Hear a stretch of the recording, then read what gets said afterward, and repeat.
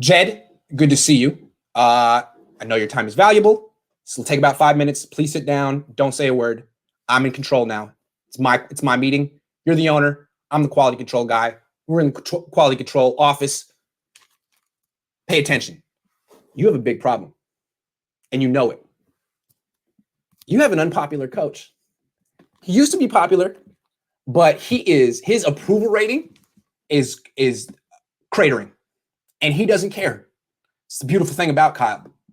He was popular, didn't care. Making himself unpopular, seems to want to. Could care less. And that's bad for your organization. The problem is that there's clear discord in your ranks. There is an obvious split between Kyle and everyone else. But more importantly, between Kyle and John Lynch.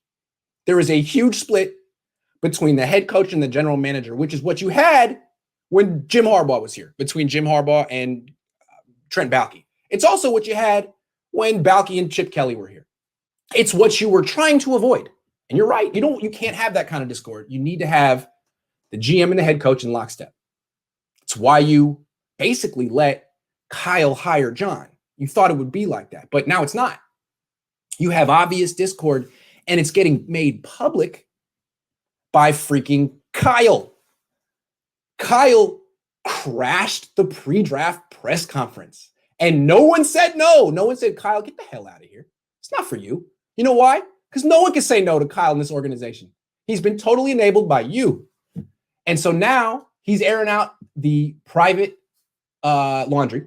He's airing out the drama, making it public, making it known, hey, I want something different than these guys want. If you're happy with the guy at 12, be happy with him at 3. I mean, he's basically laying out, I want Mac Jones. You're not going to give it to me. I'm upset. You can't have this, Jed. Here's what's going on. Shanahan is putting his ego above the franchise. And your job is to protect the brand, the 49ers brand, not little Shanny's ego.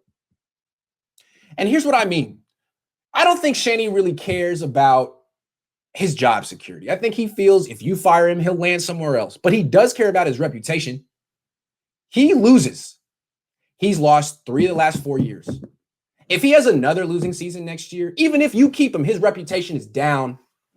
Because Sean McVay is going to have another winning season. Everyone compares those two. They're very competitive. And if he has another losing season, he's going to fall way behind Sean McVay. He's not going to let that happen. He wants the quarterback who he feels is the most ready now. He wants Jimmy Garoppolo out because he's blamed everything on Jimmy Garoppolo. God forbid Jimmy Garoppolo comes back, stays healthy, plays well, and proves Kyle Shanahan wrong. God forbid. So Jimmy has to go. Shanahan has to win now, which means he has no patience for someone like Justin Fields or Trey Lance, who might need a little bit of time before they're ready to play. No, he sees Mac Jones and Steve Sarkisian's offense, which is basically Kyle Shanahan's offense, and says, I want that. He's ready to go. End of story. He's making a bad decision. Kyle's supposed to be making the decision that's best for the future of the franchise. He's making a decision that's best for the present of his ego. You can't let him do that. You can't let him do that, Jed. You got to empower John. You got to let John make this pick. If it's Trey Lance, then it should be Trey Lance. If he wants Kyle Pitts, then it should be Kyle Pitts. But you can't let Kyle Shanahan make this pick because he's not thinking about what's best for you and the organization. He's thinking about what's best for his ego, and those things are at odds. This is a serious brand. It's a global brand. You inherited it. You didn't build it. You have to protect it from a guy like Kyle. If he pitches a fit because you overrule him and don't give him what he wants, and he wants out, trade him. Trade him now. It's too bad you guys couldn't have done this a couple of months ago and figured all this out and traded him and kept Robert Saleh, because Robert Saleh is a superstar. But that's out of the window. What you got to do is don't let Kyle Shanahan make the wrong pick. If he throws a fit and wants out, great, trade him. Now you'll get those picks back that he wasted trading up to number 3 for Mac Jones.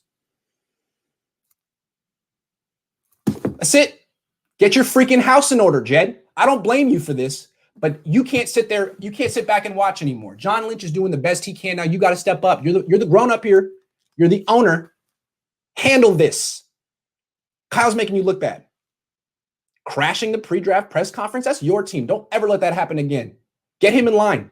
He's making your brand look incompetent. Don't let it happen. Thank you, Jed. All the best. Brian says, if it's Mac Jones between the fan base not wanting him and the hype of how much the team gave up for him, don't think he can handle it mentally. Do you? Look, I didn't even say this to Jed York right now. I meant to. You can't take Mac Jones. You can't. The fan base doesn't want him. You'll get ridiculed universally by everyone. He has a DUI. There's a video of him that came out 2 days ago where he's just tanked, partying. He looks like a drinker with that beer gut. Are you kidding me? If they draft this guy, imagine the pre-draft, the press conference to introduce him. First question, Kyle. What do you think of Mac Jones? What is your comment on the DUI of your number 3 pick? Did that play into your decision making here? You didn't think, okay, well then when you saw the video that surfaced this week of him partying and talking to his cup, he was talking to his cup. He was like, he thought his cup was a phone, and he was FaceTiming. He was looking at the cup, talking to the cup, and then his friend pulls his phone over, and then he goes, 100 mil.